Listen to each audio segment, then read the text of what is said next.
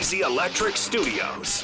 This is Sports Radio 100.9 The Mitt, WLUN, Pinconning Bay City, Saginaw, Midland. Michigan sports aren't just a game, they're a way of life. And now we've got a show dedicated to die-hard sports fans like you. Hosted by a guy who's borderline obsessed with the wins and losses of all your favorite teams. He's crazy. Every weekday morning from 9 to noon, Ben Bosscher brings you the talk that matters. The teams, the stories, and the players you care about most.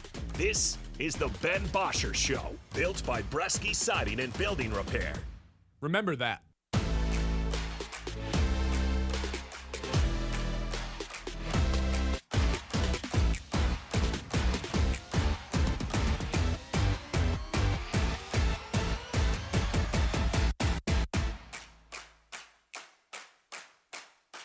Hello. Oh, what a day we have. Look at this. They tell us June is supposed to be the slow months of the year in the sports media realm. That's not true. Giannis just got moved. The Tigers have won 4 straight games. And Dusty May is off to the NBA. Got a big show in store for you today. Same deal as yesterday with that last hour taking off 1 hour early today due to some conflicting scheduling. That's okay. 2 hours, you got us.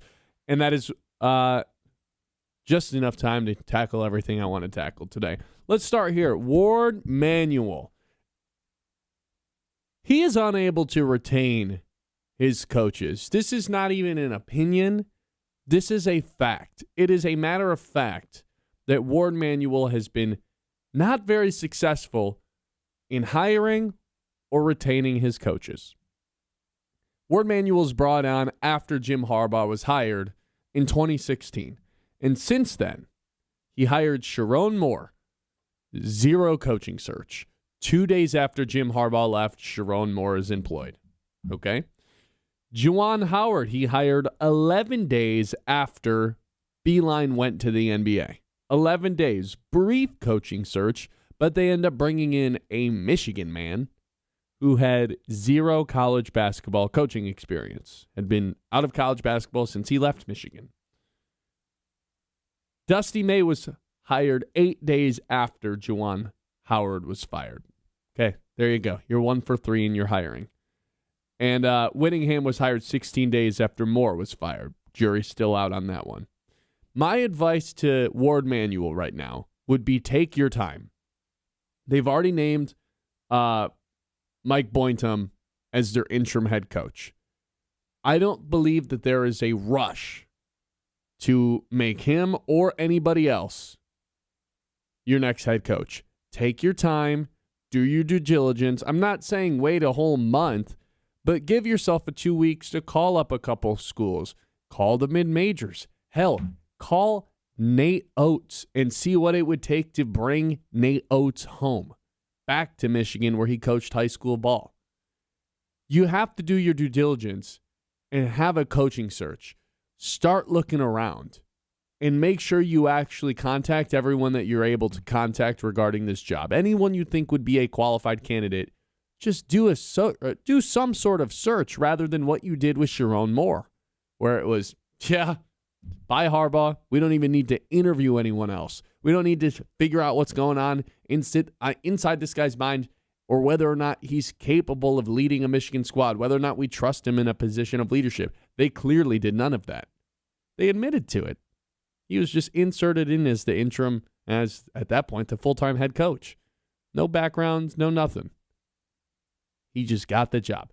Don't just necessarily do that with Boynton, even though Boynton is much more qualified than Sharon Moore was at the time. Boynton has NCAA head coaching experience at Power 4, Power 5 programs. He was the head coach for Oklahoma State while Cade Cunningham was there, helped them get drafted number 1 overall. So it's not like this is a nobody that is now taken over as their head coach. But before they make a decision on whether he's going to take over as the head coach or if he's just going to be interim or if they're going to go find someone else elsewhere, I do think they should take their time and do a full coaching search, even if it just comes down to, hey, we did a search, we checked the boxes, we made sure nobody else was going to leave their school to come here. The best option for us ended up being Mike Boynton. That's fine if that ends up happening, but I don't want them to do what they did with Sharon Moore. I don't want them to do what they did with Juwan Howard and just bring these people in for the sake of it. Bring these people in without even really doing a coaching search. They have one idea in mind. That's the route they go. And it does feel like Warde Manuel has learned his lesson with the most recent hire that he's had to make with Whittingham, taking 16 days after Moore fired to fully bring somebody in, to fully go look for everybody. Feels like he did learn his lesson from the first times around. But nonetheless, what remains a fact is that Warde Manuel is unable to retain coaches, specifically good ones after national championships. Because two of the ones that he has hired in basketball and football have been fired, Juwan Howard and Sharon Moore. The other two, like he didn't hire Jim Harbaugh, but he was around when Jim Harbaugh left. That one, you can't really blame Warde Manuel for Jim Harbaugh leaving. He needed to leave. He would have been banned from college football anyway. He wanted to go to the NFL. He finally won his national championship. See you later. This one is slightly different because there's obviously no scandal going on. And it's different in the fact that we all knew Harbaugh was leaving as soon as he had the opportunity to do so at the end of that season. And it's worked out for him in the NFL. With this situation, the contract was on his desk for months. Months. That contract sat on his desk unsigned, an extension, 5-year extension. And he looked at it every day. And he never picked up his pen to sign it because he knew that there was an NBA calling card for him at some point in his career. And he was just making sure that that wasn't going to come this offseason.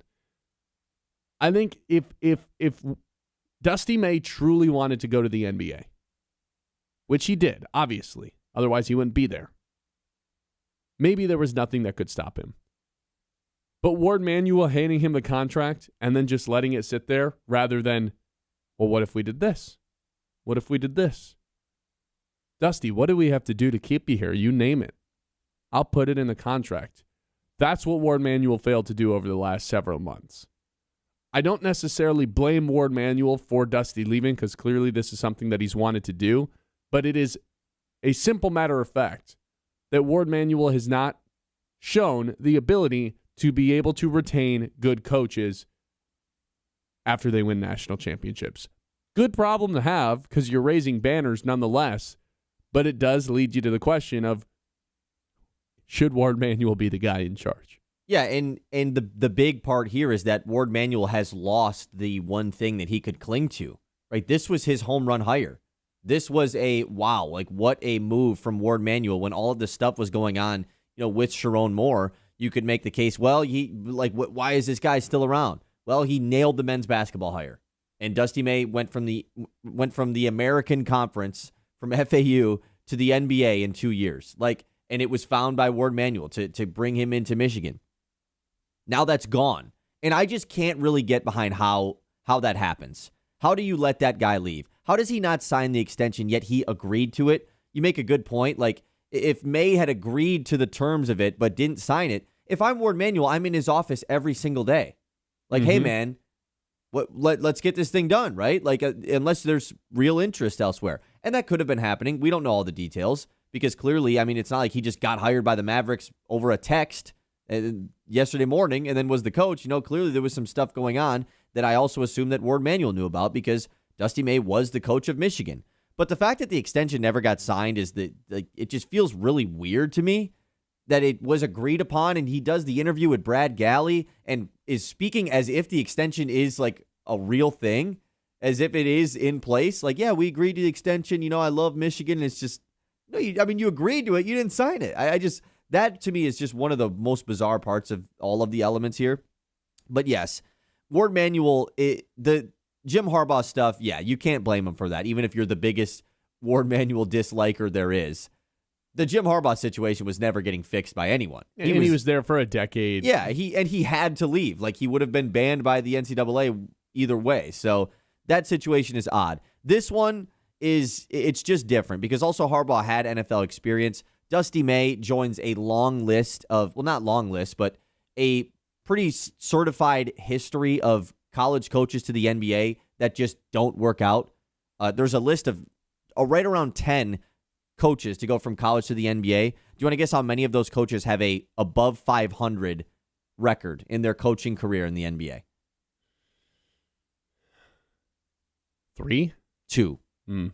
Brad Stevens and Billy Donovan. And Billy Donovan is not much over 500. Brad Stevens pretty good. And he's like been the lone guy. But like, I mean, this list is Rick Pitino, John Calipari. Like, these are like legendary college coaches that go to the NBA and it just doesn't work out. It's just a different game. Beeline. Yeah, of course, yes. Not saying that it won't work out for Dusty May, but it just goes to show the risk that he's taking to go to the league when he was set up for prime success at Michigan to be like the guy and the face of Michigan basketball for a long time. To pass that up, it feels like a failure on Warde Manuel.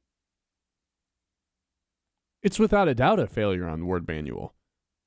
And if this would have happened a couple days after the national championship and the Dallas job, I guess it's just different with basketball because the NBA season goes so long after the tournament ends. But not that much in terms of the regular season. I guess Dallas waited to hire. Look, if Dallas would have fired Jason Kidd right when the season ended, or he was fired before the season ended, and Dusty May just got up and left right after the national championship within days, I don't think anybody would have blamed him. And I still don't really think I blame Dusty May for leaving. He won a national championship. I don't think you're allowed to be mad at the coach for pursuing, the next step, which for him is the NBA. What doesn't make sense is that they agreed upon the contract and then it just sat there. Well, clearly they didn't agree on it all that much then. Yeah. They agreed on it if, I didn't get a head coaching job in the NBA. They agreed upon it if, the Dallas Mavericks didn't ask me to come coach Cooper Flagg. If I'm Warde Manuel, I'm going into his office every single day. What do I got to do? You can't let How that are you guy going to leave. sign this contract? Like, he is the face. He could have been representing the university in the athletic program in such a positive light for so many years. And the lone home run hire that you have made is now gone in 2 years. Like, it's just a crazy thing to think about how that went down. And I do think that, like, yes, I'm with you in the fact that May isn't to blame here. Like, if he does have ultimate aspirations to get to the NBA, then this is a pretty good situation to go to. Like, totally understandable. But it doesn't, like, make up for all of the comments that he made over the last several months when everyone was like he was going to take the UNC job. He's like, no matter what the league is, no matter what it is, my kids are sophomores in college. Why would I ever, take away the opportunity for them to graduate from the University of Michigan? I love it here, Michigan man, this and that. You can't say all that, man, if you know you have a shot at leaving. You just can't. Yeah. I have come to the conclusion that I do think it's pretty much everybody. All the incoming freshmen are wild cards. Who knows what each of them are going to do individually. For sure. But the guys that are on the team right now, I think this is going to come down to if one person stays, they're all going to stay. If one of them leaves, they're probably all going to leave. And I don't typically read into Instagram posts by any means. That's just not my thing, what athletes are posting on their Instagram. Who cares? But McKinney saying, hey, Victor, stay, or whatever he said on his Instagram, made me feel like, yeah, Trey McKinney's probably going to stay at Michigan with him being a Michigan guy, him wanting to see this thing out, him having a clear role as a lead guard here at Michigan. Knows the coach. It's like the current interim coach is someone that was on the staff. If he stays, it's on him to convince everyone else to stay as well. All the incoming freshmen, Brandon McCoy, the 5-star, total wild card. Yeah, those ones you have no idea about. They signed up to play for Dusty May. But if it is Trey McKinney that ends up leading the charge to stay, then that guy ends up being the MVP of the season before the season even starts, trying to keep this thing intact.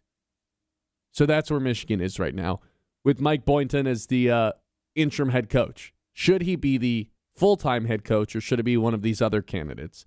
Got a couple for you when we come back. It's the Ben Bosscher Show live here on the Mitt. As always, brought to you by Bresky Siding and Building Repair, the experts who do the job right the first time. Whether you have a leaky roof, storm damage, siding looking tired, Bresky has you covered. Locally owned, trusted, and dedicated to keeping Midland area homes safe and looking sharp. Quality materials, skilled craftsmanship, and service that puts your family first.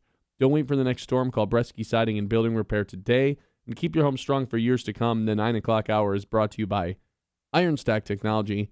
We talk about the game plan all the time on this show, the execution of it. That is how Iron Stack approaches IT. They help businesses stay secure, efficient, and ready for what's next so you can focus on your mission instead of your tech. That's Ironstack Technology, solution-driven, mission-focused. Check them out online at ironstacktechnology.com. The Ben Bosscher Show, built by Bresky Siding and Building Repair on 100.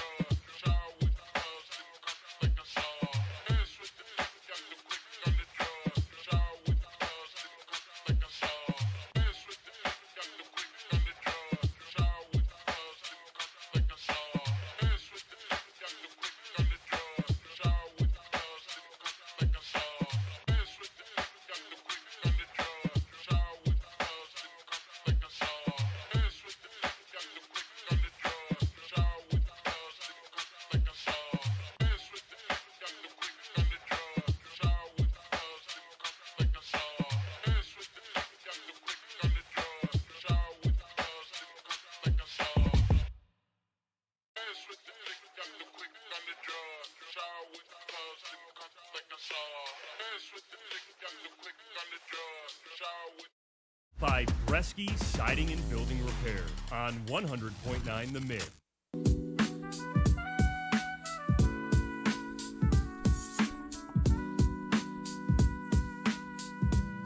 So is Mike Boynton the long-term replacement? This is a guy who coached Cade Cunningham in college, had some success at Oklahoma State, ended up getting canned there right before he came to Michigan and was an assistant under Dusty May for 2 years, and now has been named the interim head coach. So is this ultimately the direction that Michigan is going to go and hire him as the full-time head coach, or are they going to call guys like Josh Schertz from St. Louis, who we've seen in the tournament a couple of years in a row? They're going to call guys like TJ Oldsberger that we've seen Iowa State, like he's led Iowa State to new heights that we didn't think they could get to.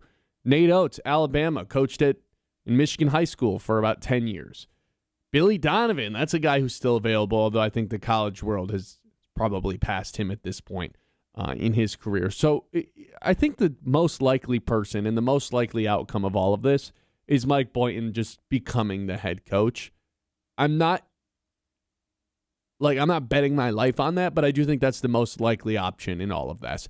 I am going to be disappointed if they just hire him tomorrow and say, yep, it was never a doubt. We just always wanted this guy the same way that they did with Sharon Moore. They need to at least tell us, that we went and called every candidate we thought was possible. Like Nate Oates. We went and made Nate Oates say no to us. If they don't do that, they're not doing their due diligence, and that's something that we've seen happen in the past from Warde Manuel, which it just can't continue. It's a bad process. Sure, but do you mean like when you say is he the answer, like is he going to be the coach of Michigan? Are you talking past this year or just for this season? Past this year. Because I think it would be like crazy to try and go hire a different coach right now. You know, like you had no other option but to make Mike Boynton Jr. the interim head coach, to keep everyone, to keep all of your players. And the fact that Nate Oates is not leaving Alabama in the middle of summer workouts. You know, like nobody's leaving their current job. Like the season has started for these guys. I know that it's the middle of the summer, and so people don't necessarily think about it that way. But like, no, one guy just left. I mean, yeah, that's a little bit of a different scenario. Didn't leave for a different college job, you know, so that would be kind of crazy. But I do think that you make a good point in the fact that a lot of these guys, similar to when we talked about the Michigan football job, but specifically for basketball, like Dusty May really flaunted the resources that were available to him at Michigan. You know, he made it pretty clear what they were able to do in the transfer portal with these incoming freshmen as well.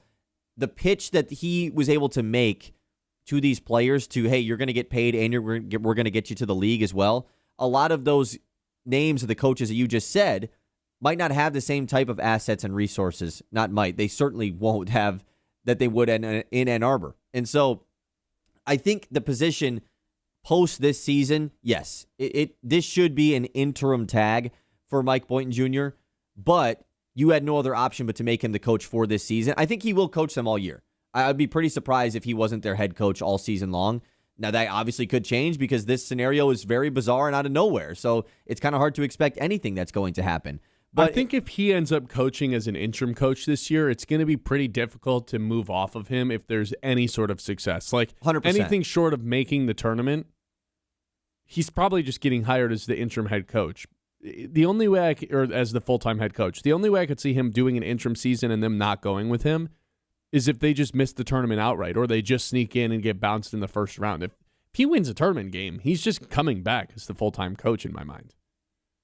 Probably. It becomes a new normal in Ann Arbor, and then you don't want more turnover, more change. We see this happen a good amount of the time, and sometimes it doesn't work out. Like Texas had this situation when Chris Beard left and Rodney Terry was named the interim head coach. Oh, all of a sudden they're good. He becomes the full-time head coach, and then Texas basketball has just kind of been a disaster since then. And so, not saying that that's what's going to happen to Michigan, but it's a scarier thing to do, especially when you're coming off a national championship. Like that job is going to be so desired by different coaches across the country that, yes, you have to at least reach out to these guys, but I don't think it can happen now. And I think you just have to make a decision now and say, hey, whatever happens next March, next April, we have to remember this moment right now, like no matter what happens, because is Mike Boynton Jr. the head coach of a team that just came off a national championship? I mean, he can be a great assistant coach. The guy had like no success at Oklahoma State. Like, it's not like things went really well for him. He had Cade Cunningham on his team, man. I think that speaks to the recruiting aspect. Sure, he landed a number one overall recruit and got him drafted first overall. Like, that's got to count for something. 100%. Like that, but that's something for an assistant. That's great. Like, the assistants are the guys that put in the work for. That's why I think it's a great decision to make him the interim, because he probably has just as tight of a connection with all these players as Dusty May did. Yeah, he does all the assistants do all the recruiting pitch stuff as well, and so. That's why it's the right decision. But as far as him being the head coach, it's a step up, man. You're coming off of a national championship, and you've already got all the Michigan fans in a bit of a, I don't even know what to describe the feelings of Michigan fans right now. A mixture of sadness and probably a little bit of anger and just eagerness of like what's going to happen now. You have all of that thrown into the mix of this. There's going to be a ton of pressure on Boynton as well. And I don't think he's the long-term answer. I would just, that's the straight up answer. I think Michigan fans are feeling restless right now. That's a good way to put it. They're feeling a little restless. They just are off a national championship. I think they're content with that, but it's not like they're just willing to fall over and die. They want to see this play out because they thought that they were going to have Dusty May for another season at the very least and going to be contending to win national championships year in, year in out. And at the very least, contending to win the Big Ten year in, year out. 100%. Now that all that's off the table. You don't know what this season's going to look like if you're a Michigan fan. And it's a mixed bag of like, man, I thought that, like, should I be mad at Dusty May for leaving at this time? Because as much as we can say, oh, I don't blame him, like, dude, this is still screwing over Michigan pretty hardcore. Mm-hmm. Like, at the end of the day, it just is. And that's your favorite team. So you're going to feel some type of way about it. But at the same time, it's like, man, I thought Dusty May was going to be the face. I thought he was going to be one of the next, like, legendary faces of the university and coaches of this university. And the fact that he was only here 2 years, it feels like he was here for 5. Right? Well, when you win a national championship. So much happened in his time. It's just like, that was only 2 years. I will say, at least the Band-Aid just got ripped off. The timing of the Band-Aid being ripped off was obviously not right.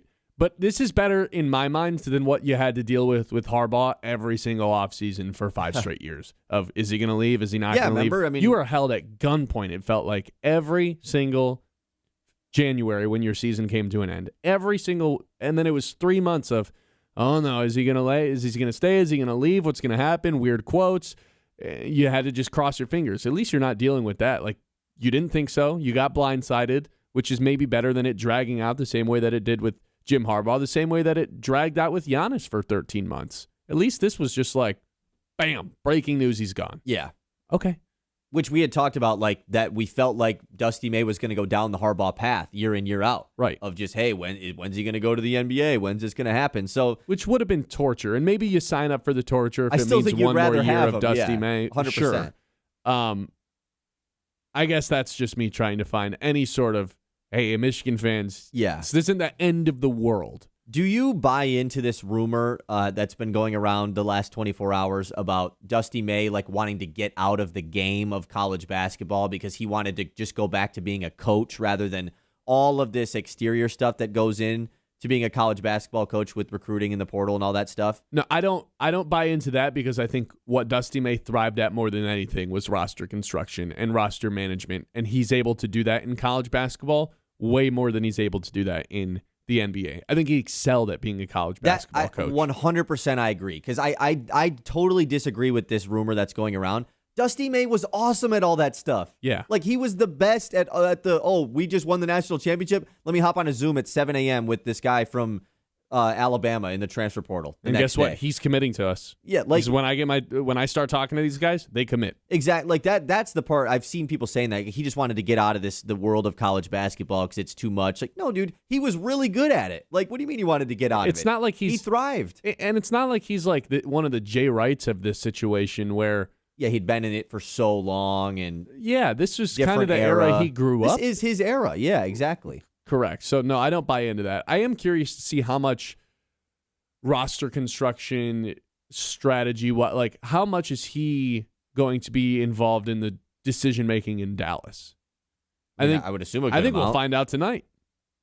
If they draft the Michigan player, if they draft the Axel Lindenberg at 9, I think you have your answer as to why it's so hard to pass up on not only coaching Cooper Flagg, but you also get a little bit of say in what sort of decisions are going to be being made. And if I'm an NBA team, like, I don't think there'll ever be a GM coach again the way that there was with Van Gundy and the Pistons.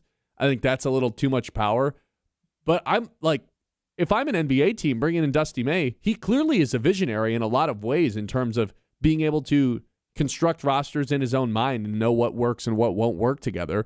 I'd be asking for his input all the time if I'm the GM over there. I'd want his opinion. Well, his GM is a psycho now, so. Hopefully the psycho asks Dusty May for his opinion once in a while. 989-837-6125. We'll hit the news when we come back. Talk about the Tigers going 4 straight victories, and what does this Giannis trade mean for the Pistons? It's all coming up here on the Ben Bosscher Show, live here on 100.9 The Mid. If you're looking for something fun to do here in mid-Michigan, Go Great Lakes has you covered. From festivals, live music, to outdoor adventures, great food, and family-friendly events, GoGreatLakesBay.org is your one-stop guide for the Great Lakes Bay region. Whether it's a weekend plan or last-minute idea, get out, explore local, and go Great Lakes. The Ben Bosscher Show, built by Bresky Siding and Building.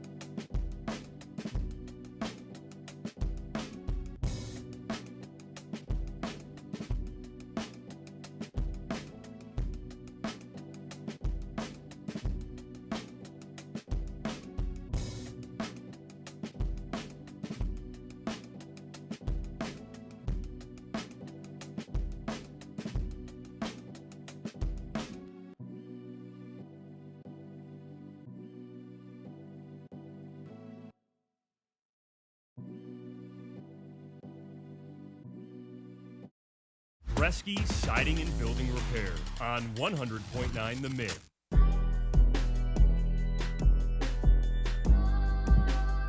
Tigers, they've won 4 straight games. You got around the league. We've got the impact of the Bucks trade on behalf of the Pistons. But first, let's hit the news. The Mitts Morning Catch. Yep, we're back into the news. Lot to go over. We all know that Giannis got traded, but we're going to save that for the start of the 10 o'clock hour, so we will save that for then. First off, let's do a different trade that happened in the NBA, though, and that happened before the Giannis Antetokounmpo trade. A bigger one, though, a guy who we've been talking about a good amount this offseason because we're relating a trade that involved him in the past. Julius Randle gets traded again. He gets sent to the Brooklyn Nets with the 28th pick in tonight's NBA draft. Draft is tonight, by the way, in case you didn't know. So Randle and the 28th pick to the Nets. 3-teamer, though. Nick Claxton, the center of the Nets, is in this trade. He gets sent to the Bulls, and the Timberwolves get nothing. They get off of Julius Randle's contract, which I guess is a win in itself. There was a nice little stretch here where I thought they were clearing up the cap space to go make a giant last-minute push for Giannis. And I was losing my mind because I was like, get Giannis the F out of the East. Yeah. And all of a sudden, the best And player that in team the is East. so fun if they had like Giannis, Gobert, and An Ant. yeah. What a science experiment that would be. I wanted Giannis out of the East because he's still clearly the best player. I think we've gotten to a point with Giannis where the only conversations that have surrounded him for the last 13 months have only been about a trade and not how good of a basketball player he is. Like, even on the Ringer's top 100, he's fallen all the way back to the 7th best player in the league. What are we talking about? When Giannis is healthy, he's a top 4 player in the NBA. Nothing worse than the 4th best player. Probably the best thing we have to stop a Wemby. So I do think he's a little undervalued right now. Yeah, he's missed playoffs a couple of years in a row with injuries. With the Randle trade specifically, is there... First of all, they're going to have to do something to replace his scoring because as flawed of a player he is, you can't just abandon that player and get nothing in return without some sort of plan of action as to where that scoring is going to go because he does more than just scoring. He's a really good rebounder too. And third, so keep Anthony Edwards happy if you're the Timberwolves. And thirdly, finding out you got traded to Brooklyn and having no say about it, it's got to be one of the worst feelings that exists in professional sports. It's like, hey, buddy, I got bad news. No say about it. You just got traded to the Brooklyn Nets. It's like, oh, no. No, especially, like, specifically for him because he was on the Knicks and then got traded for Cat, who was like of course, major piece of their title run. And then now you're going back to Brooklyn now to be on like the little brothers team, and you were a throwaway on the Knicks. Like, yeah, and the Timberwolves just told you basically straight to your face, we just want to get off your contract. We don't even want you around anymore. We literally got nothing for you, and we had to give our first round pick up, which is the Pistons pick, by the way, for tonight. Yes. Yeah. So now the Pistons pick, which did belong to Minnesota, now belongs to Brooklyn. Weird. Brooklyn it's their mission to have 4 draft picks every year. But with that move, because you did say like, oh, I felt like maybe something crazy would happen. It sounds like they just did this so that they could re-sign Ayo Dosunmu, the guard who they traded for from Chicago at the trade deadline. He signs a 5-year, $112 million deal to return to Minnesota. Pretty good deal as well. He was awesome in the playoffs, had that 40-piece, and definitely is going to be a main part of this Minnesota team next year. So that was their corresponding move to the 3-team deal. Tigers, like you said, they stay hot last night. They win 5-3. We'll talk about that next. They're back in action tonight, though. Carlos Rodon on the mound for the Yankees, a left-hander, back against Casey Mize. Man, so we get to go Mize and then Skubal back-to-back the next 2 days against the Yankees. That's pretty fun, especially when you're coming off of a Framber Valdez pretty good start as well. Yeah, I don't really know what the technical order of the rotation is right now. I feel like it's just been screwed up because of all the injuries, that there's not like a clear 1, 2, 3, 4, 5 order. Whatever it is, the rotation's looking really nice right now. Really nice. It is. It's almost looking like maybe this should just be the rotation for now. Oh, for sure. Until Jack Flaherty comes back. Verlander's not coming back. I know. I'd be shocked if Verlander played another game for the Tigers. That was the next thing I was going to get into with the Covenant Healthcare injury report. No IL move yet made for Justin Verlander, so I'm interested to see what goes down as far as how they operate with that. Jack Flaherty, of course, remains on the injured list, but, I mean, they have to put Verlander on the IL, right? Did he ever come off of it? I don't think he's currently on the injured list. Because his time had expired on it. Oh, no, he was on the 60-day IL. Yeah, and you can just stay on that forever, right? Sure. I guess I'm confused, though, because it sounds like they put him back on the injured list. I don't think he ever got cleared off the injured list. Because he was they scheduled to start. They never made the corresponding move to bring him off. Yeah. Yeah, because he was scheduled to start Sunday, but by the time Saturday rolled around, they were like, right. yeah, he's just not coming back. Yeah, so they never took him off, but he remains on the IL. They could take him off of it. Yes, that is what it is. So we'll see what happens with Verlander. I would assume, though, that it's probably not good news. I mean, obviously, that's dealing with a hip injury that he claims is not getting better, but he just wants to pitch, and now he has a hamstring injury. I don't think he's pitching again. Over under 1.5 starts for Verlander in a Tigers uniform this year. 1.5? I'm getting an extra. No, under. If you told me it was 0.5, maybe I'd be I'd still probably just be taking the under. 0? We're getting a full Alex Cobb out of JV this year? No, he still started in 100% more games than Alex Cobb did. Infinite more games than Alex Cobb did. That's a good point, dude. We got some news this morning. I'm still trying to process this during the show, so I don't have a ton of details on as far as how this is going to work. But the PGA Tour has announced a new scoring system for 2028. They're going to basically reshape how the tour is working. It sounds like there's going to be separate fields. They're going to split into 2 series of tournaments, the PGA Tour Championship Series and the PGA Tour Challenger Series. It sounds like they will also, they will have them go on 2 different paths, and then top golfers at the top of each series will compete at the end of the season. And there's match play going to be involved in this as well, which has never been, or it hasn't been in the PGA Tour. So what does this mean for the majors? I don't know. I've been trying to gather more information on this because this just is happening within the last hour. This happened at the start of our show. And so very interesting stuff here, but it's not till 2028. So we'll have more time to dive into this at some point later this week. NBA draft, as mentioned, is tonight at 8 p.m. Pistons have the 21st pick in the draft. We're excited for that. More NBA news. Trae Young signed a 4-year, $212 million deal with the Washington Wizards.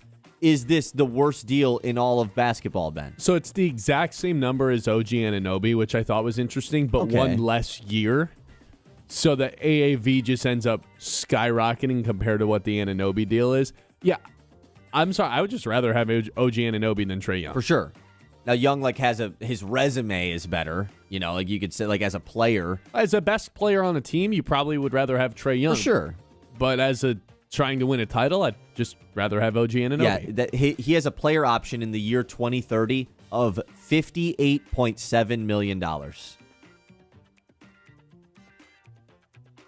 Yeah. I think Trae Young in the 40s is chill. Trae Young in the 40s makes sense. You get into the high 50s for Trae Young, Washington, man. I mean, why were you? Who's competing with you to give him this deal? I don't understand anything that this franchise ever does, nor why you would want to commit long term with this much money. Yes. To Trae Young, who we've seen, flame out of the playoffs many, many, many times, to the point where Atlanta was better without him within the last calendar year. Shouldn't that just tell you everything you need to know about Trae Young? We'll close the news with another World Cup update because yesterday we had the stars shining once again. Mbappe had a 2-goal game, but it happened during the midst of a weather delay. He had a goal pre-delay and post-delay. France wins. And then Messi breaks the record for most World Cup goals with 2 goals as well against Austria. So these 2 guys have been shining. I told Ben, I don't know a lot about soccer, but pre-show, here's what I've learned from the World Cup. Correct me if I'm wrong, soccer fans. Mbappe, Messi still rock and are awesome, and Ronaldo blows. I have no notes. That's all I know. That's all I've learned. And, of course, U.S. is dominant. Yeah, U.S. is going to win the whole thing. U.S. is great. I do consistently check, now that the U.S. has won their pool and they've made it to the knockout stage, what is the U.S. equivalent of the Super Bowl? The odds, yeah. Yeah, from an odds standpoint. I know we did this a couple of weeks ago pre-tournament. Sounds like Christian Pulisic is back in training this week as well, which is good.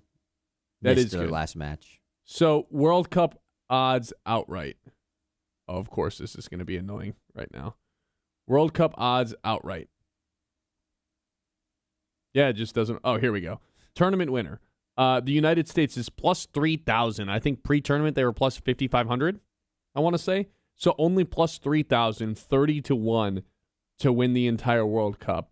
Bunch of teams in front of them. Wyndham Clark was plus 5,000 to win the U.S. Open. A team that Anything can happen. Is 30-1 in the NFL to win the Super Bowl. Just to put that into perspective. Like Minnesota? That's just a guess. There's like a wide gap between the closest team to 30-1 is the Chicago Bears at 27-1. Okay, but the Chicago Bears will never win the Super Bowl this year, so that's so unrealistic. So it's more likely that the United States wins the World Cup than it is the Commanders at plus 4,500 win the Super Bowl, but it is more likely that the Bears win the Super Bowl than it is that the United States wins the World Cup. That doesn't make me feel great. No. Yeah. But I think the United States fans would be pretty content with a couple wins in the knockout stage. Like, no one's going to be disappointed if that's the case. I don't think they're expecting to win the whole thing. Yeah, it's not a we have to win this or it's a disappointment type of field for Team United States. 100%. All right, 989-837-6125. Tigers, they've won 4 straight games. Let's get into one positive and one negative about that team when we come back. It's the Ben Bosscher Show live here on the Mitt. If you're looking for a car, I can tell you from firsthand experience, Garber Chevrolet in Midland makes it easy. Bought my first car there last summer. The whole process was smooth, no stress, just straightforward. And whether it's a new whip or quality used vehicle, the team knows their stuff and how to treat you right. It's Garber Chevrolet, a place you can actually trust to purchase your new ride. The Ben Bosscher Show, built by Bresky Siding and Building Repair on 100.9 The Mid.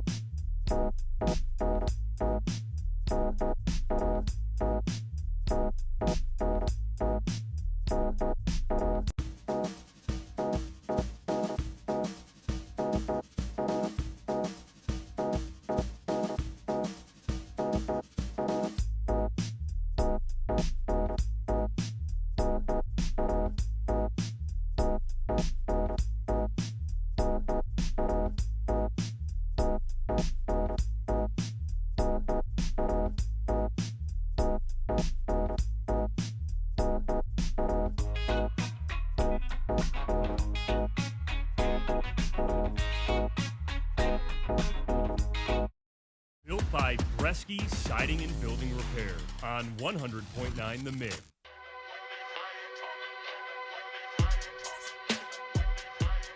The Tigers, they've won 4 straight games. You've heard me tease it. It's the truth. I've got one positive and one negative thing about the Detroit Tigers team right now, Kyle. The positive is the number one positive we had going into the season that we never really got to see come to fruition until right about now.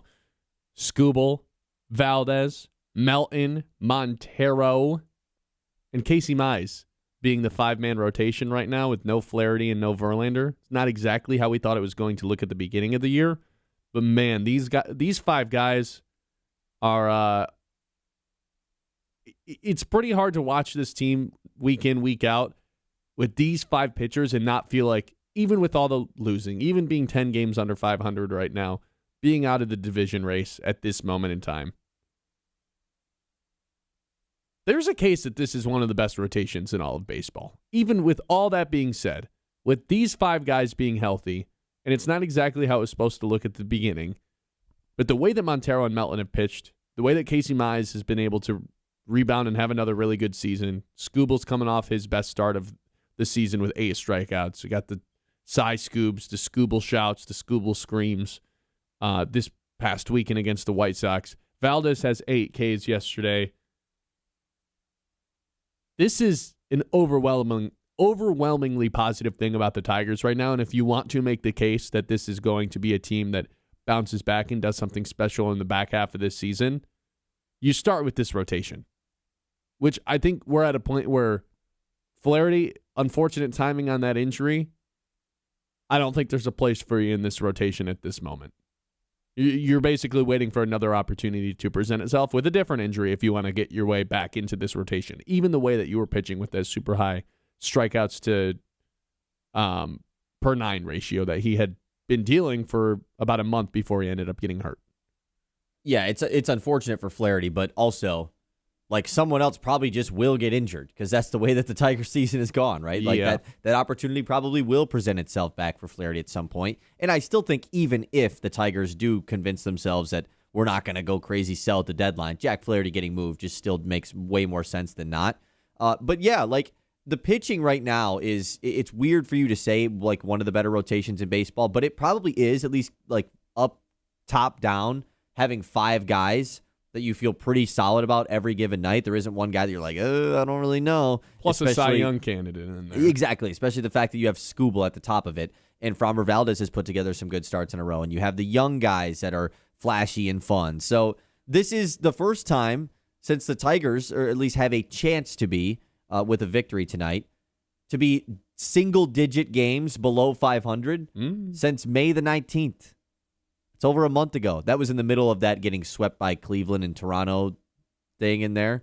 So it was in the midst of a large losing streak when that happened. But it's been quite some time. They're just 10 games below 500 now, like sneaky. They're just, after that Houston series where we wrote them off, again, This is what they do. here they go. But the pitching looks great. I'm with you. That's the number one reason to feel good. It's funny because the last 2 years it's been like, yes, Scuba leads them in this. Strikeouts per 9, ERA, whip, whatever stat you want to pull up, Scuba leads them in. Well, this year with Scuba missing a ton of time, obviously Scuba's still the best pitcher that the Tigers have, but Casey Mize leads them in WAR. Troy Melton leads them in ERA.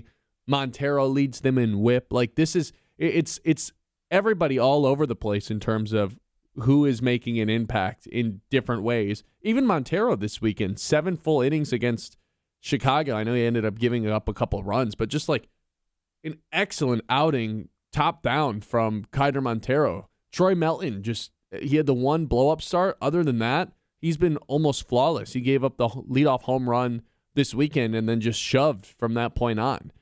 There's not a weak point in this rotation. You know how they always say a chain's only as strong as its weakest link? There's not a weak link in this Tigers rotation right now, the way that they're pitching. That makes you feel pretty good about any series that they go into, feeling like, yeah, one of these days we're just going to have the pitching matchup, and it's more than likely going to be 2 of the 3 days, and there's going to be a good amount of series where it's all 3 days, where we have the pitching advantage. Which, if they have that kind of depth in their rotation right now, almost makes it a little bit easier to trade Derek Skubal. Who said that? Come on, the Tigers are winning. We can't talk about that right now. Just enjoy it. Come on. I do wonder how much Jackson Jobe coming back from injury this year affects any Tarek Skubal decision. It probably doesn't. It shouldn't, right? Like it shouldn't affect it. It shouldn't, because Jobe is a part of your future, whether or not but like he's a part of your future, whether or not he returns in July or not till next April. Yeah, but nonetheless, you need another arm. Like, you can't just have a 4-man rotation, and you'd hope Flaherty comes back at some point to fill that in. Verlander's not pitching again. So, like, who is that guy? Is it Jackson Jobe? I don't know. Be kind of sick. Maybe it is. All right, I'll tell you the negative thing about the Tigers a little bit later on in the show. The Pistons, they were not involved in the Giannis trade. The impact of Giannis going to Miami and how it affects Detroit when we come back here on the Ben Bosscher Show. The Ben Bosscher Show, built by Bresky Siding and Building Repair on 100.9.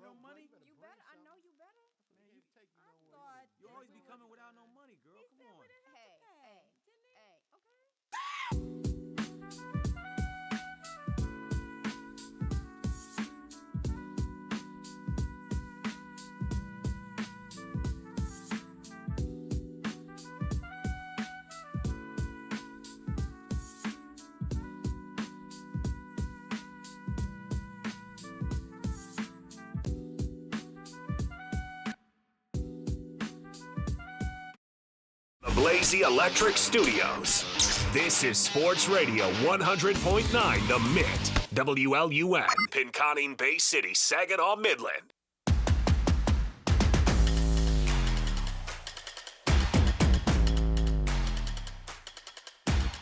All right, welcome back in. 989-837-6125. Let's tackle it. The Beast. We know what's happening. Giannis is down to Miami. I'm not going to lie. In the last 48 hours regarding the Giannis trade, I was getting pretty petrified of him ending up on the Celtics.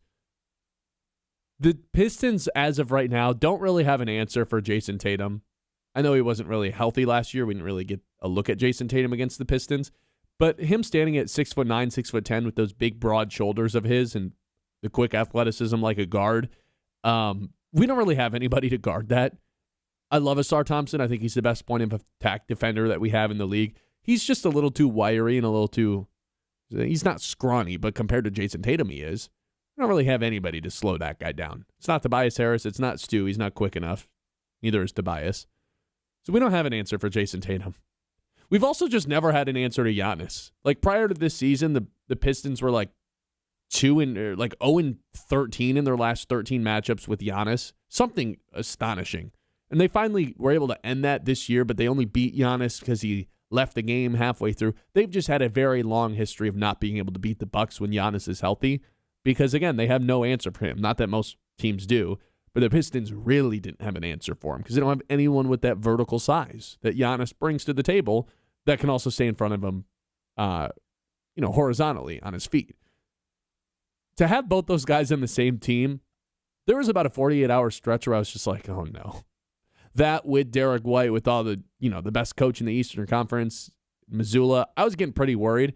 I will say I am thrilled. Even though Giannis stayed in the East, I am thrilled that he did not end up on Boston. That's maybe my number one takeaway relating the Pistons to this Giannis situation. Well, not only am I also thrilled about it, it just worked out like best case scenario for every team in the East, right? If Giannis was always going to stay in the East, Miami, who you feel is okay, they're going to be a contender for sure, but they're no doubt about it.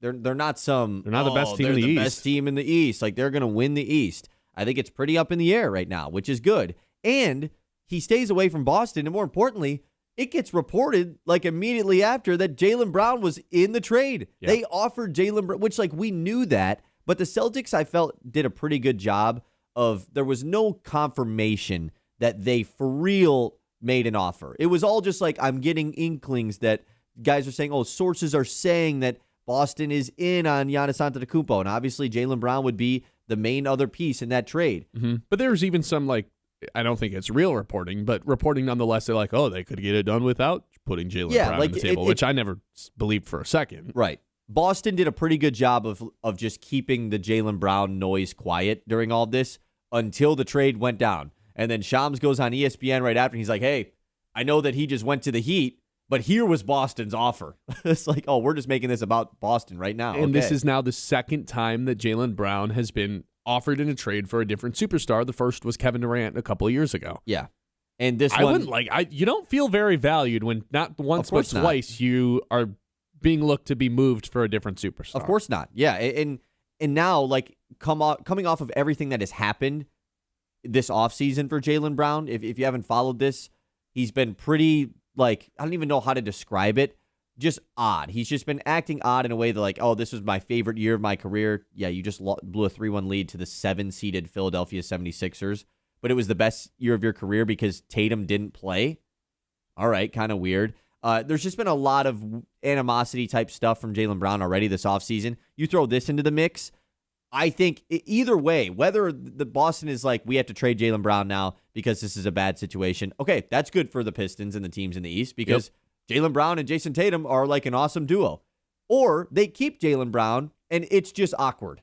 And it's still going to be tense, and they still might say, oh, it's fine. It's not going to be fine. You offered up Jaylen Brown for Giannis, man.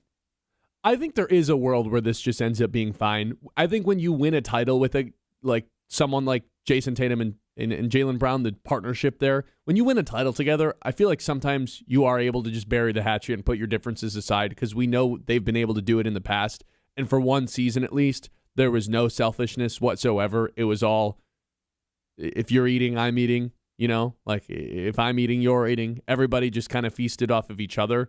I feel like there's an ability to get back to that, but as of right now in this moment, the rift between those two guys certainly does exist, and they'd have to overcome that to be able to get back into that you feast, I feast mentality that they had a couple of years ago. But I've made it very clear, I think Boston's going to keep Jason Tatum and Jaylen Brown. Last time they were together healthy, they won a title. It's the best duo in the East, without a doubt about it. No disrespect to the Knicks or anything that the Pistons have done. Yeah, Cade and Duran. It's just Jaylen Brown and Jason Tatum. Yeah, the year that Jaylen Brown had proved that he can be a 1A superstar, at least in the regular season. He's got a Finals MVP under his belt. And Tatum, I think we all can consensusly agree, probably should have won Finals MVP. Jaylen Brown was took really it. good, though. He was amazing, but Tatum was the engine, and he did a lot more Tatum's than just the better scoring. player, I think, is something that everyone can agree on. Yeah, because even when Tatum's not scoring, he's hella good at getting rebounds. He's facilitating the basketball. He's a point forward in a lot of ways, too. So, yeah, he's a more complete player. He's a little bit more well-rounded. Those two guys together, it's really hard to beat them if they're playing in sync and aren't fighting over the basketball. If they can keep those guys together, even if they are fighting over the basketball, it's just a tough team to beat. So I am hoping there is some sort of Jaylen Brown trade to separate those two guys if I'm a Pistons fan. Like, I assume that, like, I get your point of saying, like, if I'm Boston, I don't really want to trade him. Okay, but they did offer him up at the end of the day. Like, they felt like moving him for Giannis with those 2 first-round picks was a better move than keeping him, which in itself is a statement made. And so I don't know. Okay, but that's Giannis. Like, what? How many other players are on the trade block this summer that are actually upgrades over Jaylen Brown? I think the Giannis trade is pretty risky, though. Like, it's risky, but it's still Giannis. He's a better player than Jaylen Brown. My whole thing is just like Boston being held up at like, we'd be willing to offer you Jaylen Brown, who just was an MVP caliber player this year with 2 first-round picks, but we're going to pump the brakes on Hugo Gonzalez and Baylor Shireman. Well, they don't want to end up in the situation that Miami's in. I guess here's where we can pivot to Miami. They gave up all their young players to have a 5-man team. You look at their depth chart outside of their starting 5, which probably isn't a top 3 unit in the league. Top 5, top 6, maybe. It's really rough after that. They gave up everything. I don't know what their other move is. It feels like this is just what Miami's roster is going to look like, and they might not even have Norm Powell or Andrew Wiggins. I'd say they only get to keep one of those guys once free agency really does open up. Yeah. So their team's all of a sudden going to look like Bam and Giannis in the front court, which is going to be really difficult to score on if you're the Pistons or any other team in the East. That's defensive nightmare. But offensively, it's like, what is this going to look like? I don't really know. I think the Bam Giannis pick and roll will be really intriguing and hard to slow down with Giannis as the initiator in the pick and roll and a guy like Bam. But you can really just like basically what type of defense the Pistons saw in the playoffs. You can create that Giannis wall and just pack the paint. And I'm just forcing everyone else to beat me because I'm not all that afraid of anybody else on that team, especially if they lose out on Andrew Wiggins and or Norm Powell. Yeah, they have anybody to bring back on their both of those bench. guys. It is knock yourself out. Shoot as much as you want. Which I saw Windhorst said that like Norman Powell he's unlikely to come back to Miami on a pay cut. And I'm just like, what is going on? They traded for Giannis and we're already getting all this bad buzz. I think it makes sense though, because if I'm Norm Powell thinking about my next contract, your numbers are just going to look worse if you go back to Miami. But like, where's he going? Where his numbers are going to be awesome? Like this is his next contract. He is a free agent right now. I think if I'm him, I want to stay there. They need him. They need him to be the wing scorer. He's the Middleton. Sure. I think with Wiggins though, Wiggins is on a player option right now. If he opts into that and decides to kick the free agency can down the road one full season, it's like all his numbers will just look worse. Why would he not just take a 2-year, $50 million deal? He's making $30 million on the player option. Why would he just not decline that and take a $50 million 2-year deal? Not have to worry about free agency for another 3 seasons and get $20 million extra dollars to do so. Like, I don't know if I see the reasoning for him joining Miami again. And then all of a sudden you're fill in the blank against Drew Smith. He's your starting shooting guard. Like, it gets really rough for Miami it does. after that. Yeah. So this worked out for the Pistons 100%. And Tyler Hero doesn't come back to Detroit, too, which is, of course, something that we had been talking about. We talked about it yesterday on the show a ton. It's been a major topic, and he's staying in Milwaukee, it sounds like, for now at least, because this deal is not technically a completed deal until like the first week of July. So they could get a third team involved anytime across the next 2 weeks or so. But the way the Bucks were positioning it is if Tyler Hero is like a big return for them. I don't think Tyler Hero is going to get rerouted. I don't think so either. That's how they've made it sound. Yes. Not going to lie. Kind of a sigh of relief for me when I found out that the Pistons were not involved at all. And Tyler Hero was just going to Milwaukee. Sigh of relief. Because it allows them to turn their attention, turn that page, and hone in on a guy like Trey Murphy.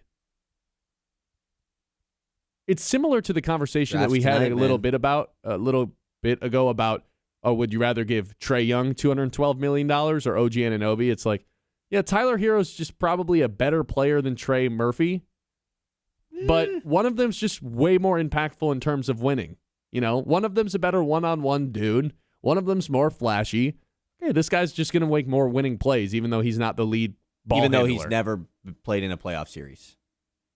Yeah, that's the irony in all of this, you know. But yes, the archetype of player feels like a winning type of basketball player. Correct. 100%. And now the Pistons can turn their full focus on acquiring one of those players rather than the luxury shiny item in the front of the store, where it's like, hey, look at this, Tyler Hero. What was your reaction? Because I was kind of relieved. I don't think the Bucks fans are thinking that Tyler Hero is this big shiny item. I mean, the fact that Tyler Hero is headlining a Giannis trade. It's more so the picks, and the upside of Khalil Ware. It's 2 unprotected firsts. I don't know. I just think thought it was 3. I think it's 2 plus or no, you're right. It is 3. It's 3 plus 2 swaps. It's 31, 33, and then there's the pick in this draft. That's what it is. Yeah. Plus 2 swaps. Sure. This is a weird trade because it feels like the Heat gave up nothing, but then you look at their team and it's like, okay, they did literally give up all their young guys, and they don't have any picks. But anymore. Are any of their young guys, when you think about a guy like Giannis getting traded, I think that we became so numb to the fact that he was going to get dealt that it's not that big of a deal now that it happened. Mm-hmm. This guy Giannis, is you mean the 2-time one of the MVP? Best players of our generation, the Finals MVP, this the Defensive Player of the Year. That is guy, an unbelievable trade. This is a guy who's been in the league for 10 years, all on the same team, and has been consistently, when healthy, and in most of his career he was healthy, a first team, like you said, top 5 guy in the league. Those guys don't get traded. And so the fact that he did, and it's just, here's Khalil Ware and Jaime Jaquez. Okay? Jaime Jaquez, what's his ceiling in the league? A fine role player? Jaime Jaquez is a good plug-and-play guy. I think Khalil Ware is the upside guy. Sure. I know. I know. Yeah, it's just, I don't know. It just feels, and there wasn't a lot of Giannis suitors, so that's why this went down. But, if I'm a Milwaukee Bucks fan, I'm pretty disappointed. I'm like, okay, this kind of sucks. I know you had no other option. I understand that. But, I'm pretty disappointed. I think they get, I don't know. They're going to be bad, and that's the whole point. I understand that. But, and keeping Tyler Hero essentially does kind of help you fit you don't want to be one of the worst teams in the league anymore with the new lottery odds. You want to be in the middle. You know who I think is the biggest loser of all of this, though? Is Giannis. Oh, no. Yes. Why is he the biggest loser? Giannis goes from... He wanted this. For 13 months, it was, I want to be on a championship team, but I love it here in Milwaukee. Okay, cool. Now you're not in Milwaukee, and I still don't really think you're on a championship team. I mean, you're in the same situation that you were in. No, he is not. It's Milwaukee better. It's not a championship team, though. Do you really think that Miami's a championship team? You said he is in a worse situation than he was last year. He's not in a worse situation. He's not in a worse situation, but he's in the same situation that I don't think he's winning the title. And if this was all about I want to be in Milwaukee, but I want to compete to win rings, guess what? Now you don't have either of those things in my mind. But he has a better opportunity to do it in Miami than he did in Milwaukee. And, what was his other options? Because there clearly was not a lot of other Giannis suitors. I just don't think Davion Mitchell's the lead guard on a championship team. I don't think they have the bench that it's going to take to get into, a deep playoff run. I don't think they have the Drew Holiday of this team. The way that Giannis needs another guard at some point to kind of take over and take Davion Mitchell's pretty good comparison to Drew Holiday, I would say. I don't think they have the spacing that it takes offensively. Like That I am is worried concerning, about yes. the clogs paint and the Giannis wall, in which that was always the thing in the playoffs prior to them winning a championship. Then they traded for Drew Holiday, and Chris Middleton became a lights-out three-point shooter on that Bucks team, and they were able to space out the floor in a big way. There's no spacing on this team right now. I mean, there is, but you have two guys who just aren't really floor stretchers in Giannis and Bam. But, like, I think their starting five is like a It's starting fine. five of a championship team. Like, that could be a starting five of a championship team. Then the rest of the squad is them getting Portis in the trade. I think is pretty big. Like I didn't really expect that. It felt like that Portis, they could have probably gotten something else for him, Milwaukee, without throwing him away in this trade. But yeah, I get it. Like I don't think that they're the runaway favorites in the East by any means. But they Like, definitely do you think they're better than the Pistons? They definitely have a good chance at like winning the East. Like they have a way better shot than if he stayed in Milwaukee. I will say, to counter everything I just said, I think Giannis has become maybe the most underrated player in the league. Yeah. That's what I'm saying. It's Giannis at the end of the day. Like, even think about how we were talking with 2 months left in the Pistons season. We were like, man, I really don't want Milwaukee to sneak in as the 8th seed. That team stunk. That team was so bad. god-awful. But it was You don't only wanna because play they have Giannis. Giannis. Exactly. So, like, we finally get him healthy in a playoff series. Anything could happen. And he's on the wrong side of 30 in the way that he plays. I don't expect him to be able to do the LeBron thing or, play into, like, Steph's age even at 37, 38 years old. There's so much wear and tear on his body, and him trying to two-step his way to the paint that, yeah, he's probably going to wear down faster than some of these other guys. But at 31, going on 32, he probably still has 3 seasons left where he can be first, second, third team All-NBA. Like, going for into sure. next year, of course, he's 100% still he does. a Yeah. favorite to be a first-team All-NBA guy. No doubt about it. This is maybe the best, like, think about the 5 best guys in the league right now. Shea, Jokic, Wemby, Giannis. I think those are the 4, and then there's a case for a couple different players at 5. All of which, there's not a lot of stretches in NBA history where you can point to 5 guys or 4 guys where it's like, yeah, these are the 4 best guys. Like, you know what I mean? We had the Pretty Bird, good. Magic, Pretty good Isaiah, guys. Dr. J era. In the 90s, it was really just Jordan. This is one of the best, like, top-of-the-line I players that think we have in the league. LeBron, that's Steph, ever Durant, existed. like that being a core 3 of the league was pretty Harden. unbelievable. They just lacked a center. It's like Anthony Davis. Yeah. But this right here, what we have is pretty special. And I do think Giannis still has 1 or 2 more playoff runs in him to where he can still go prove why he's one of the best players we've seen in the last 20 years. But I just don't know if the supporting pieces around him are good enough to win a championship. Which is good for the Pistons. I don't think they're better than the Knicks. I don't think they're better than the Celtics. Assuming the Celtics don't trade Jaylen Brown. I'm very curious to see what a Miami versus Pistons matchup would be like because we might get a 2004 basketball game. Yeah, Miami's going to be a 89. defensive team 100%. Yeah. 989-837-6125. Pistons not involved in the Giannis trade whatsoever. Are you relieved that Tyler Hero is not a Detroit Piston? You never answered that question. I'm going to force you to answer it when we come back. It's the Ben Bosscher Show live here on 100.9 The Mid. One of my favorite spots in the entire city here in Midland is the Greater Midland Community Center, which is your hub for health, wellness, and fun right here in the heart of Midland. From fitness classes, open gym swimming, to youth sports, family activities, there's something for everybody. Affordable memberships, expert staff, and a welcoming space for all ages and abilities. If you're hosting an event, ask about their rental spaces and full-service event support. Stay active, stay connected, all under one roof at the Greater Midland Community Center. Learn more, sign up today at greatermidland.org. The Ben Bosscher Show, built by Bresky Siding and Building Repair on 100.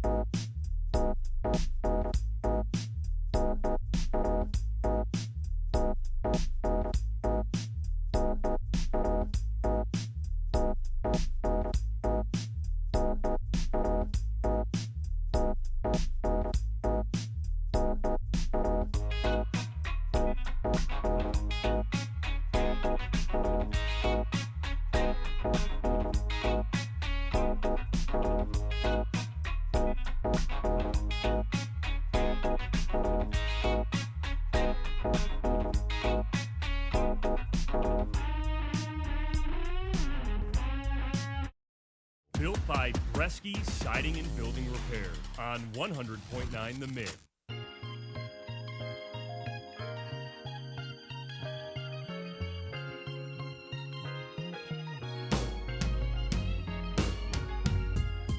So my initial reaction, like I said, to seeing Giannis getting moved and it was just Bucks, Heat, no other teams, I was a little relieved that the whole rumor of Tyler Hero, this also like big picture wise, I don't know what to believe anymore in NBA rumor mill. I just don't know anymore. Other than Shams, is there really anybody worth believing in Chris Haynes and like maybe Mark Stein? I don't even like Chris Haynes either. I mean, like, is there anything believable? Because it's just nonsense being spewed out 24/7 in the NBA world. And even someone like you and someone like me who likes to think they're pretty informed as to what's going on in the NBA rumor mill and what's real and what's not real, there's just so much nonsense being said at all times, weeks leading up to big trades like this, that maybe note to self next year, don't believe anything. Literally anything. Like with the Boston stuff, yeah. Not just the Boston stuff, but like the Tyler Hero, he's coming to Detroit, and all these small reports about it. Like, yeah, that's a good point. People who are too afraid to actually report it, but they're like, this is what I'm hearing. So they're on their Twitter. Yeah, I will always believe Brian Windhorst because of the whole Utah Jazz thing that he did on TV. That'll just help. I will always have his trust for that because no one saw that coming until he just randomly did. And he's not a guy that's just spewing all the time just to get interaction. There's a lot of guys out there that are just, it's as much as humanly possible to get an interaction on Twitter. Brian Windhorst is not one of those guys. Exactly. And all the Hero stuff was that, right? All of the Tyler Hero stuff was just to get interactions and to get people going. And because I think, similar to how I was feeling, I was just like thirsty for a trade, man. And just anything. Give me anything. Give me a rumor. Give me something I can build upon. Because now that the Giannis stuff has gone down, it feels like we will start to get a effect of, okay, now moves can be made. This is how it happens usually. Effect. Every time there's a big time trade that's supposed to happen, nothing really happens until that goes down. And so now that this has happened, yes, other stuff is going to start to go, especially seeing the Randall thing happen yesterday with Minnesota. Draft is tonight. I'm assuming we're going to see a trade during the day today, right? With the draft happening tonight. But what was your reaction when you found out that Tyler Hero wasn't coming? Because I was pretty, it was almost a sigh of relief for me of, okay, he was an imperfect player. I didn't want to be the team that was the third team simply to take somebody on, and it felt like they were rushing to get to their plan when plan A was still very much available, Trey Murphy, and they don't end up going with that, and it's like, okay, now their attention can focus elsewhere. I was relieved. I think, I wouldn't say I was relieved, but I was just like, the fact that it didn't happen, I was like, okay, this actually makes sense. Like, looking back now that they didn't get Tyler Hero, all of the rumor stuff did just feel like rumors, because it doesn't feel very Trajan Langdon-esque to the big move of the offseason. We got to get in on that. We have to make our move of the offseason 2 days before the draft even happens. Yeah, this isn't a Matt Ishbia who's just thirsty to be involved in anything. We need to get in on the Hero. Let's get Hero. And I'm not like, I won't say I'm relieved, but I am like, okay, good. They weren't antsy. He wasn't being antsy to be like, you know what, let's get Hero. He's the first name available that we could potentially get. Let's do it. I still think Tyler Hero would have been good for the Pistons. But you laid out a ton of the things that come with it, and it is nice to have to avoid that. Now, I certainly will not be relieved if they don't acquire a player that is better than Tyler Hero. Like, if Tyler Hero would have been their best acquisition of the offseason and that doesn't happen, then yeah, I'm going to be upset. I'm going to look back at this and be like, how did they not just take Tyler Hero for Karis LeVert in the 21st pick? So that's the part that I will be frustrated with. But I think them not doing this move clearly shows us that something else is going to happen, right? Or else they probably get involved in this. I assume they were relatively, I bet the rumors had some validity to them. I assume they were reaching out and were involved a little bit. Yeah, you got to do your job to ask around and see what people are worth. My second reaction was Andrew Wiggins, $30 million player option. Is he going to opt into that, or is he going to opt out hoping for a 2-year deal? Because you see this, a lot of veterans who are on the wrong side of 30, when they have the 1 year left with the player option, this is why nobody gets to free agency anymore. You have the player option, you opt out, sign a 2-year deal with a player option, and you just your same team, with your same team or a different team, and you just kick you never actually hit free agency, because why would you want to play the last year of your contract without any guaranteed money with injury risk? Just find a 2-year deal, and in this case, you're making $5 million less for your salary, but you're making $20 million more overall. If the Pistons were to just be like, hey, you want a 2-year, $50 million contract? It's nothing crazy. You're making less AAV, but You don't want to be a free agent. You don't want to be playing on an expiring contract, do you? Of course not. I did think, hey, if you're the Pistons, why not go try to disrupt what's happening in Miami and bring in a guy who I think would be a good fit, not someone to like rely upon and be like, oh, this is our off-season acquisition. He's just a better Tobias Harris, essentially. Yeah. Can you go bring that guy in to come play off the bench? I think it's possible. Why not? Wiggins coming off the bench? Well, maybe he ends up starting. Like maybe he's making $30 million a year. Yeah, you're right. There's flexibility there. What's up with your fascination of $30 million players coming off the bench? Name me one of them. You know what I mean, though. I think it'd be a good addition for the Pistons if they were just looking to swap out the Tobias for a better player. I think you can still go get Trey Murphy and just have 3 different, with Cade included, 4 different 6'7" wings, 6'8", 6'9", like somewhere between that range, and just have the longest team ever with somewhat of a small backcourt center combination. But you'd make up for it with your wing players. If I'm Wiggins, though, I just probably want to go back to the Heat, right? Giannis is there. Like the trio of their front court of Wiggins, Giannis, Bam, that's pretty sick. I kind of want to be involved in that. Well, what if Miami's not willing to give him a 2-year deal? Which he's coming, like it's more beneficial for him to opt out and get a new deal because he's also coming off a pretty good year. Like this might be the peak of where he could get the biggest contract of his career, at least for the rest of his career. Yeah, one last like deal. Really nice contract for him. So yeah, it would make, I would assume he does opt out, but I would also just assume he's re-signing with the Heat. I think if you're the Pistons, even if he does end up, like if he wants to re-sign with the Heat, I think you have to just call and make him say no to it just to try to disrupt what's going on in Miami. It'd be a nice fit. Well, and like what about the other guy in Miami that is a free agent?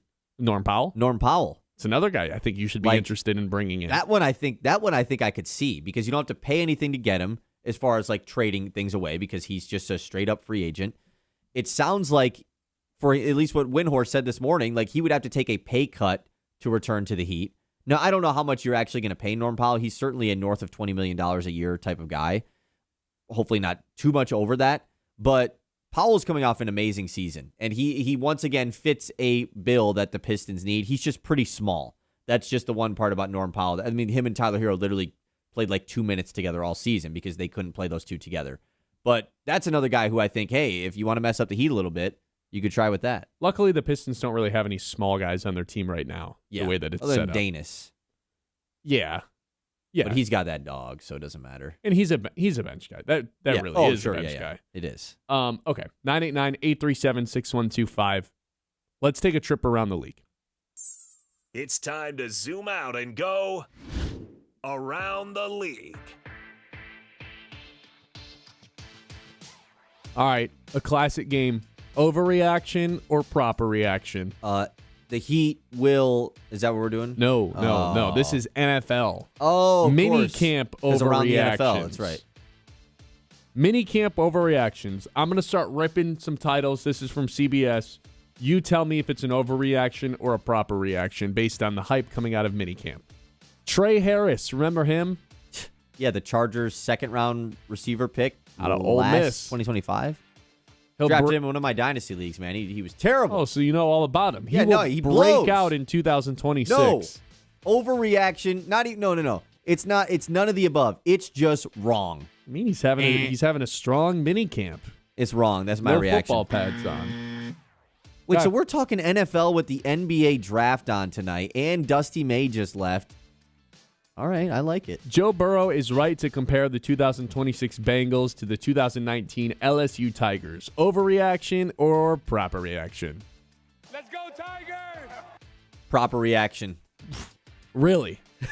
Okay, wait. Let me rephrase. You mean the team that didn't lose a single game? Yeah, does proper reaction mean they're going to be the best team in their sport? Because the 2019 LSU Tigers might be the best college football team of like our generation. Yeah, I don't know what else that would mean. They didn't lose a single game. Yeah. They routed over everybody. I think this is a major overreaction. Major overreaction, actually, yeah. Can I hear the case you were about to make, though, for it being a proper reaction? My case was going to be, I think that the Bengals are going to be good this year. Like, I think that they are. I'm like all in on a bounce back year for Cincinnati this year. But they're not going to be the 2019 LSU Tigers. Yeah, maybe like the 20, I don't know, yeah. Bo Nix will be a full go for training camp. That is the report, and that is not the report, but the hype coming out of minicamp, Nix was limited, but did participate in some the minicamp practice drills, including 7-on-7. Is he going to be healthy? I mean, does it not feel a little weird to say overreaction or underreaction to he's going to be healthy? I don't know. I don't know if he's going to be healthy. The same way that I thought, hey, Mahomes, they scheduled the Chiefs for a week 1 primetime game. That's got to mean something in terms of him being healthy. I feel like it wouldn't be fair if I did that for Mahomes and didn't do it for Bo Nix. Well, because it's Chiefs-Broncos, isn't it? Exactly, yeah. Monday night. Or Sunday night or Monday? I think what if it's they Monday just night. did it that way to be like, we want Fields versus Jarrett Stidham on TV? See, that's the thing. Of course, I don't think that's going to be the case. So right. I'll take the same logic with the Mahomes stuff and think, yeah, I think it's a reality that Bo Nix is healthy. Real injury? I can't even remember ACL? what it was. What was it? ACL? If it's ACL, there's no way because I don't think it was. I thought it was like shoulder or something. Because obviously, like this injury happened in the playoffs. It happened like at the very, very. Oh, it was a end fractured ankle. Oh yes, that's right. Yeah, because it happened on the play that he was like taking a knee. Remember that? That was wow. This is like really giving me a flashback now because it was after the game. The game had just ended, and it was like, hey, by the way, I know we're going to the AFC Championship game. Bo Nix is out for the season. What? Yeah. Like it was Sean Payton just like slipped that legit. in. Legit. Yeah. Just like threw it into the press conference. Like, yeah. By the way, and the Broncos probably would have won the Super Bowl. After beating the Bills, right? Bo Nix would have been in the Super Bowl, man. Yeah, after beating the Bills. Yeah, sure. I'll say he'll be back, whatever that means. Contract drama is behind George Pickens. Yeah, overreaction. Yeah, just take the Dallas contract Cowboys out of it. Drama. Cowboys. Pickens, Cowboys. Like, what are we talking about here, man? He could have a brand new contract right now, and there'd be something else they'd figure out. Like, it's George Pickens, and it's the Dallas Cowboys, man. What are we talking about? Tua Tagovailoa will enter training camp as the starter for the Atlanta Falcons. I mean, yeah, he has to. Michael Penix is hurt. Yeah, that's where I'm at. He's taking the bulk of the workload in minicamp. That's why this is still a thing. Penix is still rehabbing the ACL. Yeah. Oh, I thought there was one for every team. That's it? I mean, there's one more for Washington that just says Rachaad White will be one of the most underrated free agent signings. Right. Wait, Rachaad White went to the Commanders? Guess so. Okay, wait. Hold on. Wait a second. Is that proper reaction? Because I think it might be. We were talking about like the Commanders running back. They should have drafted one. They could be a guy. I didn't realize they got Rachaad White. Okay. Sure. I think I have him in a dynasty league. He might be this. I mean, he's going to be RB1 for them probably, right? Proper reaction. No way it's Bill. Dude was cheeks last year. I'll say proper reaction. There you go. That's around the league for you today. All right, the Tigers, they have won 4 straight games. I told you the one positive thing about them earlier. That is the rotation. I'll tell you the negative about them when we come back. Hey, the seasons are always changing. It finally feels like summer again, you know? Official first day of summer was like sometime this weekend. Sunday, you get the longest days. Even though I feel like summer kicks off in May. Regardless, whatever season it is, Maple Hill Nursery is hard at work for you. They offer professional snow plowing to keep your driveway clear, plus spring and fall cleanup to get you and your yard looking its best year-round. When things warm up, like right now, they got the mowing services to keep your lawn in shape all summer long. From winter to summer and everything in between, Maple Hill Nursery is your lawn and landscape partner right here in Midland. The Ben Bosscher Show, built by Bresky Siding and Building Repair.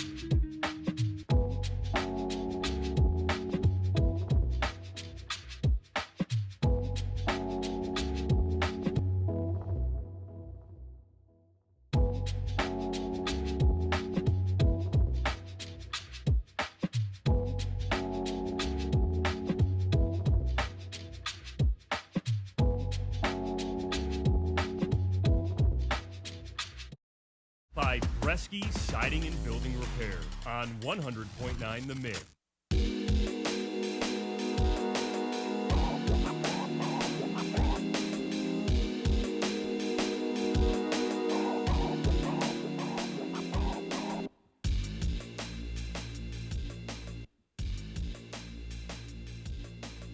All right, welcome back in, everybody.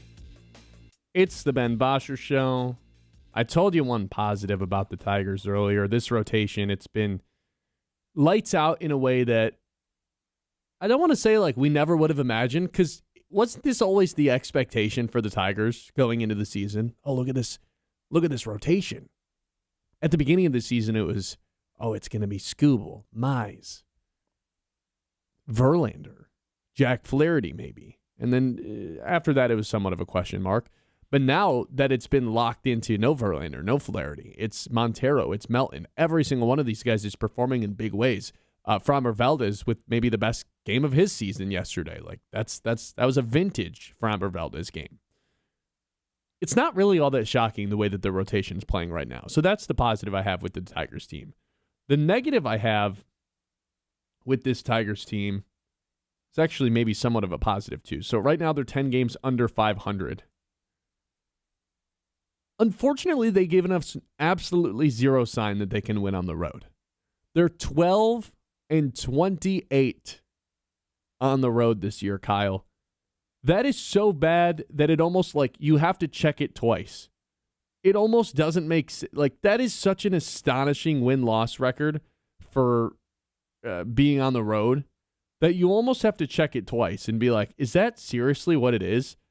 Is that really what the Tigers' record is on the road? The Rockies have a better road record? And yes, it is 12-28 through 40 games on the road this year. It's unbelievable. So for that reason, it's hard for me to sit here and be like, yeah, they're going to mount this comeback when they have not shown the ability to win on the road at all. Now, luckily, they only have one more road trip the rest of this month. But still, yeah, it just that gives me I don't know what that's about. I can't really put my finger on why that is and what the reasoning behind that totally is. It played well at home. And it's weird because then you look at a team like the Boston Red Sox, who is having, a nightmare season as well. They're basically the worst team in baseball at this point, 31 wins.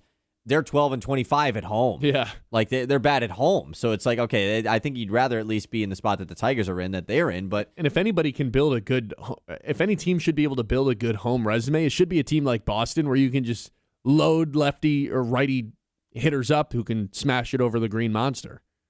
Like design it for your team. Exactly. Where Comerica's not really a team where you're designing your roster around the ball. You want to have good pitching, that's for sure. It's a pitcher's park. And so, yeah, that's the thing about this Tiger season is despite how good things seem to be going currently, they're in the middle of a home streak. Oh, they're in the middle of a win streak. Like that's not a coincidence that it worked out that way.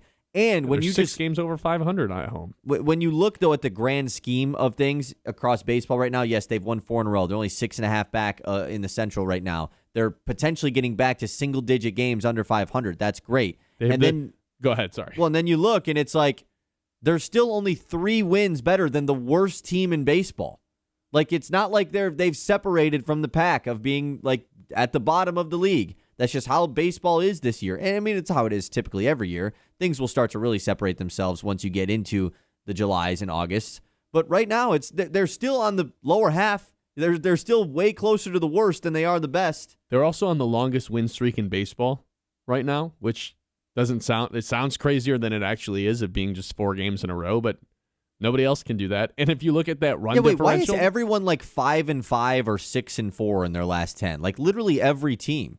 They're like around 5, like split 6 of 10 in their last 10. That's crazy. There's only one team that has won 7 of their last 10 games at least, and that's Minnesota. But you look at the run differential that we've talked about in the American League. Guess what? They have the 4th best run differential now, tied with the Chicago White Sox. Yeah. There's the Yankees at plus 110. There's the Rays at plus 7. There's the Mariners at plus 17. And then the Detroit Tigers and the Chicago White Sox tied for the 4th best run differential at -3. They have a better run differential than almost everybody in the league. That's wild to me. There's not a single team in this division that has a positive run differential. And it's just, once again, a example of what the American League is like this year. It is just a jumbled mess of, hey, every team might still have a chance to be in this thing outside of the Anaheim Angels, like around the trade deadline. Why couldn't this have been the case last year? Why could this have not been what the American the Tigers League were looked good. like The last Tigers year? were good at this point. They were the best team in the American League at this point last year. I know. I guess teams ended up rising towards the end. It will happen. Like, there's no way it ends up like this because teams are going to sell and teams are going to buy. But as of right now, that's the only reason why we're still like, oh, the Tigers, like, I know they're the worst team in the league on the road, but hey, they got a chance still. They're only 6.5 out. Yeah, exactly. Yeah. I have a hard time really putting full faith into this team. But it's hard to write them out the way that they're playing right now. 4 straight wins, one of the best June records in baseball.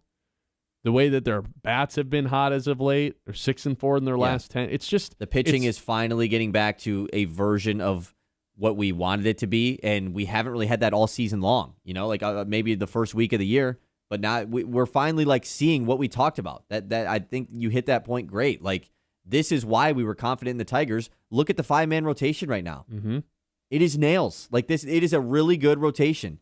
And that's even without Jack Flaherty, who was pitching well before going out with injury. That's without the guy that everybody was super excited coming back, and Justin Verlander. Like, he was the most exciting signing of the offseason. He wasn't the best. Fromber was, but Verlander's coming back. How exciting is that? And then you look at their schedule the rest of the month, too. It's 2 more with the Yanks, and then you got a 4-game home series against Houston. You've played good enough at home to where you feel like... Yeah, they're beating good teams. That's what's important. Like, Chicago was first, and well, they still are first in the division. And then New York, obviously, is the best team in the American League. So, and if you can win today, guess what? Skubal's on the mound on Sunday or on Wednesday, and you're potentially going for a sweep. Yeah, dude. And what's up with the Yankees, by the way? We got to call them out. I hope John is listening. Yankees, dude. It was supposed to be Skubal Schlittler Wednesday. Prime Video. Like, the best pitching matchup of the season. No doubt about it. You've got the Cy Young favorite in Cam Schlittler versus the guy that should have won it. And he's the back-to-back Cy Young winner in Tarek Skubal. They were supposed to pitch, and then they moved his day. They switched up their rotation. What, are we scared? Yeah, they were Are ducking. you scared of Tarek Skubal? Didn't the Pirates do that a couple last year, too? I believe they did. There was it was a doubleheader, yeah. and they didn't put him on the same day, yeah. No, it was this No, same the Tigers game. were the ones that chickened out, though, right? I think the Tigers were the ones that, like, it was supposed to be Skubal Skeens, and the Tigers were like, actually, we're going to move Skubal to game 2. I think it was Detroit that did it. Yeah, and they left it up. It was like all Skubal's decision. Yeah, that's weird. Yeah. Just like his decision to come out of the game in the 7th inning of the playoff game. All right.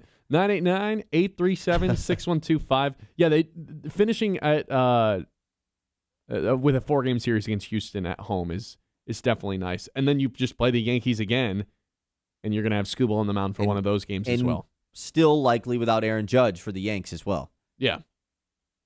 Yeah, I'm feeling like that's the nice part about when Skubal does come back, and you look at the supporting cast around Skubal in the rotation and how great those ancillary pieces have become.